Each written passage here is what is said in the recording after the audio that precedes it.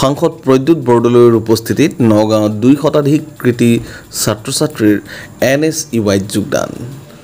নগাঁও জিলাৰ বিভিন্ন শিক্ষানুষ্ঠানৰ 2 শতাধিক কৃতি ছাত্ৰ-ছাত্ৰীয়ে আজি আনুষ্ঠানিকভাৱে NSEYত যোগদান কৰে। জিলা সভাপতি পল্লৱজ্যোতি নাথৰ নেতৃত্বত জিলা কংগ্ৰেছৰ কাৰ্যালয়ত অনুষ্ঠিত হয় এই বৃহৎ যোগদান কাৰ্যসূচী। যুৱ নেতা মৃণাল হাজৰিকাৰ তৎপৰতাত ছাত্ৰ কংগ্ৰেছৰ এনে বৃহৎ যোগদান কাৰ্যসূচী অনুষ্ঠিত হোৱা বুলি জানিব পৰা গৈছে। ৰাজ্যত বিজেপি নেতৃত্বাধীন চৰকাৰক প্ৰত্যাহ্বান জনাই নগাঁও জিলাৰ 2 শতাধিক কৃতিমান ছাত্ৰ-ছাত্ৰীয়ে কংগ্ৰেছৰ ভাতৃ সংগঠন NSEYত যোগদান কৰা পৰিঘটনাই ৰাজনৈতিক মহলত ব্যাপক তাৎপৰ্য বহন কৰিছে।